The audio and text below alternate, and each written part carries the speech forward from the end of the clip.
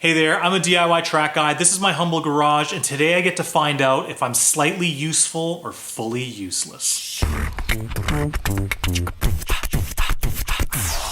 In the last very long video, there were a lot of jobs that we had to get through to go from engine in to hopefully a running car. Thankfully, those are done, but there's still a few very important ones to do, so let's go. Now that the carpet and this cover are off, here we are at the top of the fuel tank, and I want to do something about this fuel system. Over here, the fuel pump's under this cover, and this is the send port, and this is the return port. And over here, we have the vent that goes to this one-way check valve. My plan is to replace these with new lines from here all the way up to the engine bay. The reason for this is just like that battery power wire, I want to relocate this from the right side frame rail to the left side to avoid the hot exhaust. That means we can get rid of these hard lines for the fuel send and return, as well as this vent line that I cut earlier.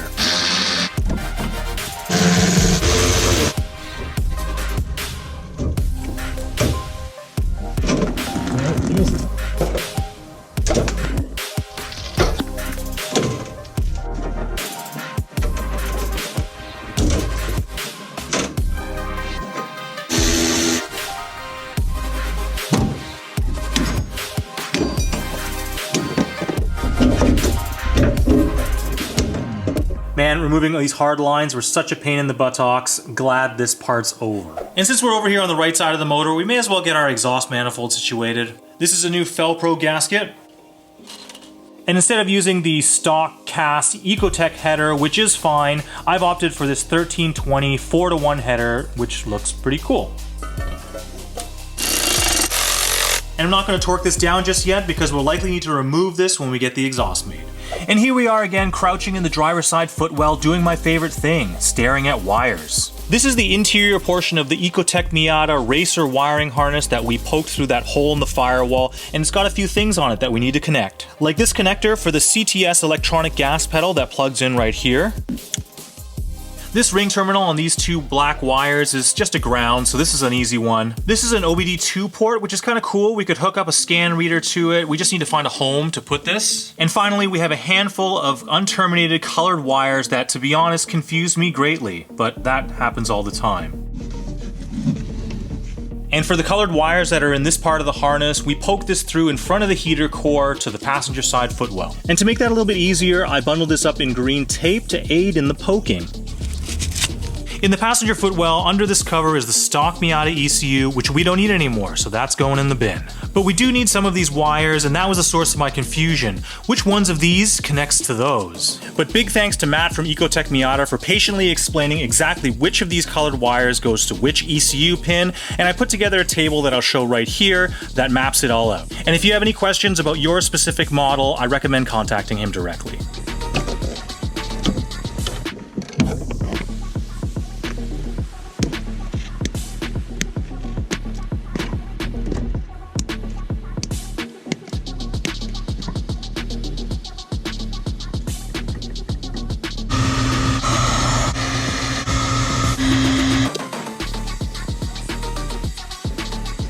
All right, we got all the wires sorted out, connected up using those heat shrink solder things, and we bundled it up with electrical tape, as well as bundled up those connectors for the stock ECU, zip tied up along the firewall here, nice and clean.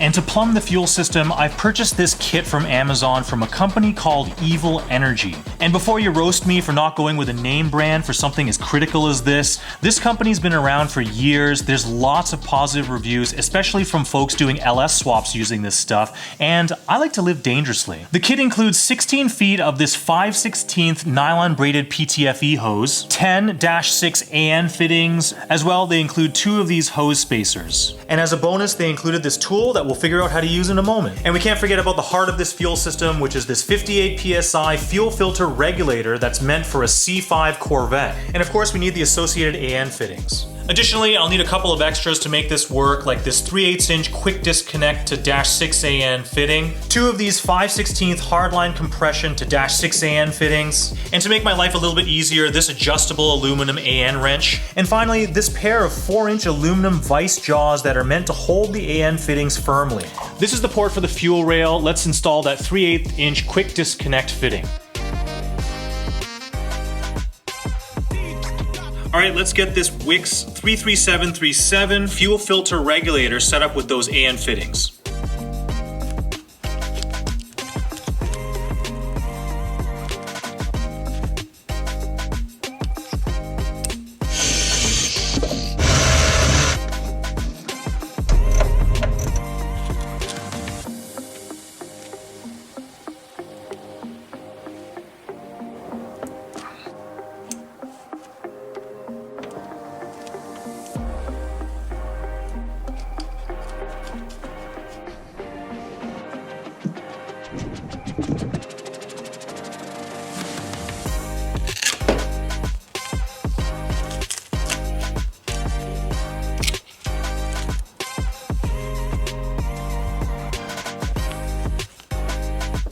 Alright, I'm not ashamed to say it, this is the first time I've used these fittings to make a PTFE fuel line, and I'm actually quite happy with the way it turned out. After doing my research, I was encouraged that these are intended for ease of use and are well within the reach of your average DIYer like me to fit at home. On an NA6, the fuel send and return lines have a barb on the ports that accepts a rubber hose and a spring clamp. But we're going with these -6AN compression fittings, so the barbs on the ends need to be cut off. But while we're doing that, there's a good risk of fire.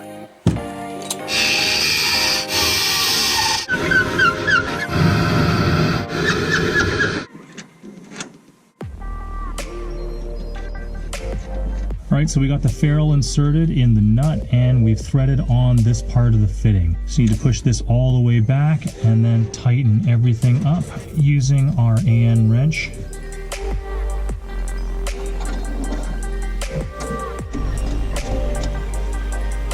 Compression fittings installed.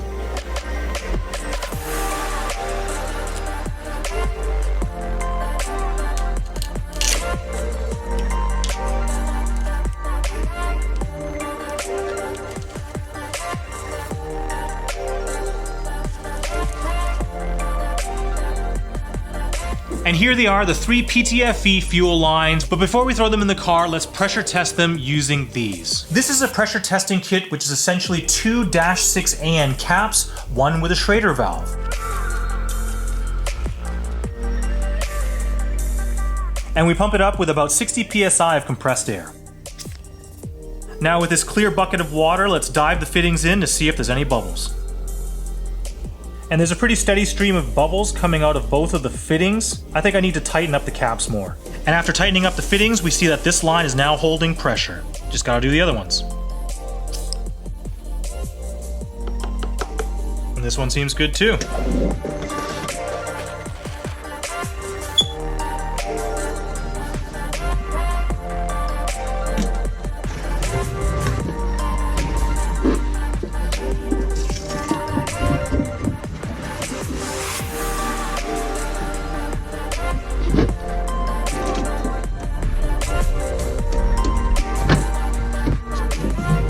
And here's the 1/4-inch fuel line that we're going to use for the vent.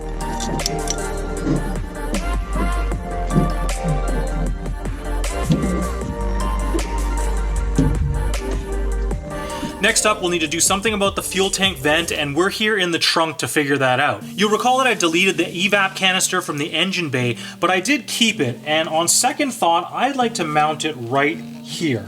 I bent up another little bracket here, and we'll reuse this bracket for the EVAP canister, and it'll sit like this.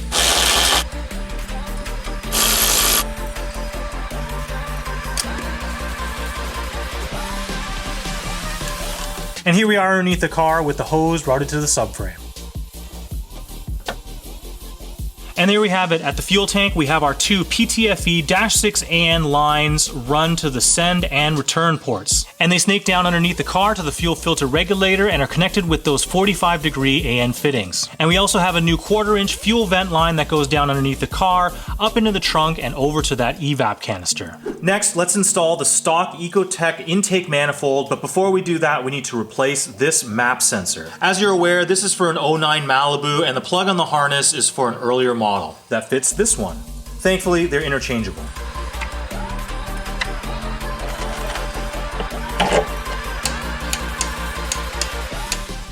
That's satisfying.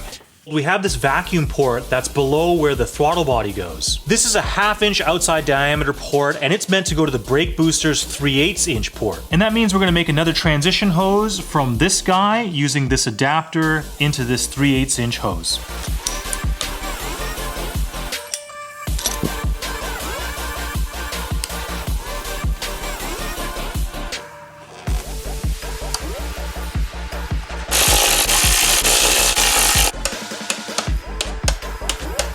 And now we can install our air filter assembly. I purchased this intake tube that has a spot for the MAF sensor from Ecotec Miata, as well as this 90-degree silicone elbow.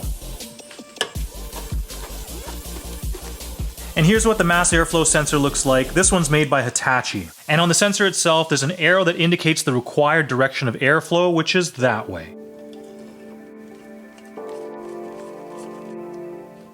And finally, on the intake manifold, we have this vacuum port that'll remain unused for the moment, so we'll just cap this off. Now that we got the intake in, the next problem to solve is where to put the ECU. In the last video, I made a bracket to mount the ECU down here. Unfortunately, that's not gonna work. There's not enough clearance between the frame rail and the bottom of the intake, so we're gonna have to find somewhere else. And that somewhere else is around here, something like this. And to accomplish that, I bent up this janky little bracket that will sit here.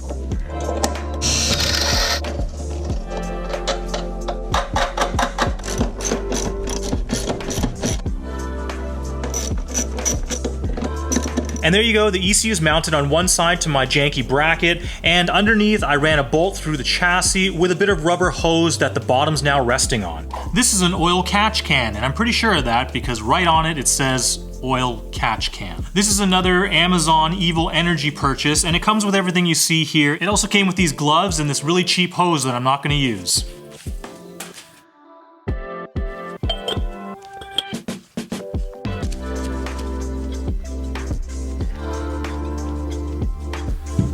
That looks like.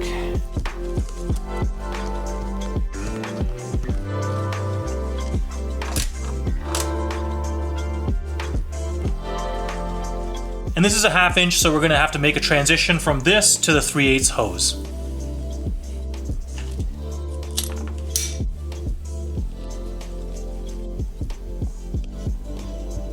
And now it's time to throw some fluids into this thing, and for engine oil, I've got the cheapest Walmart conventional oil that I could find. It's not even the right weight, but I'm only gonna run this for a short period of time to clean out that motor. For coolant, I got Prestone DexCool, which is compatible with the GM Ecotec motor. And for the transmission, I got Ford Motorcraft full synthetic manual transmission fluid, otherwise known as unicorn tears.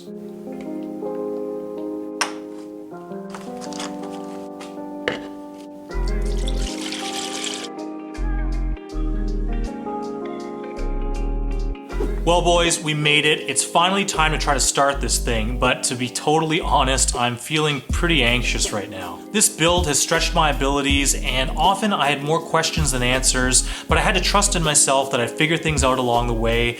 Not without help, of course, but right now, it's the final exam. I get to find out if all the jobs that I did, were they done properly, or is this gonna be an epic fail? So yeah, it's a little nerve-wracking, but it'd be nice if I had some moral support. And with that in mind, here are my friends James and Jesse, and you may notice that we're all wearing hats. And I think that's a good idea for the pre-start procedure to try to build some oil pressure. And you may recall that on the interior portion of the Ecotec Miata wiring harness, we have an OBD2 port. So I plugged in this blue driver OBD reader to see if we have connection to the ECU. All right, key on please. And it's connected on the phone. It says it's a 2007 Chevrolet Cobalt Coupe. Throttle, please. So I've disconnected the fuel pump and the injector, so there should be no fuel or spark going to the motor. I'd like to crank it over a few times. So James, please go ahead and crank the car.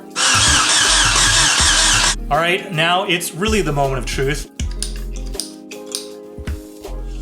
Last pre-start check, let's put it into the accessory position now that the fuel pump is connected and see if we can hear it prime. That sounds pretty good. So there's no more excuses. We should just turn the key, see if this thing fires. Let me get some hearing protection because it's open headers.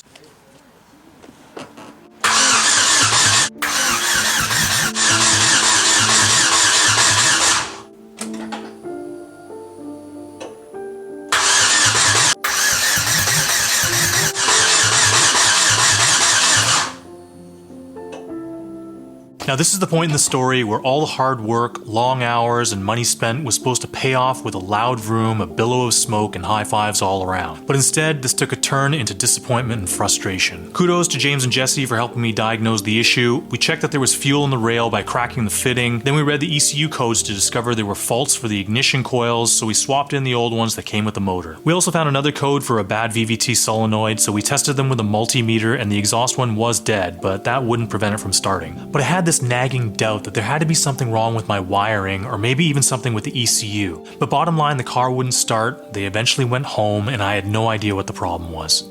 That didn't stop me from ordering a set of new VVT solenoids. They arrived the next day and I popped those in, but as expected, the car still wouldn't fire up. So I contacted my racing buddy Mark and I followed his diagnostic tips to test for voltage on the ignition coils and injectors, and strangely found no voltage. I got in touch with Matt from Ecotec Miata and he told me to check the wiring harness, fuse, and relay, which were fine, but when I sent him a picture of the fuse, he noticed something interesting in the background. Alright, pop quiz track DIYers, do you notice anything missing here? Take a look at the starter post and the alternator post. After consulting with Matt from Ecotec Miata, it turns out I'm a total moron. Big surprise there. I'm supposed to have an 8-gauge wire that goes from the starter post to the alternator post, providing constant 12-volt power, and I don't have that. And that would explain why the ignition coils and the injectors don't get power. So I've crimped on some terminals to this 8-gauge cable and we're going to use it for just that purpose.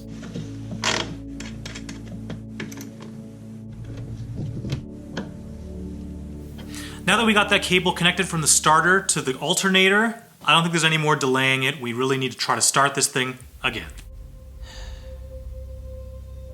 I'm pretty nervous. If this isn't the solution, then I'm not sure what else I can do to try to solve this, but I guess there's no time like the present. Let's just give this a go.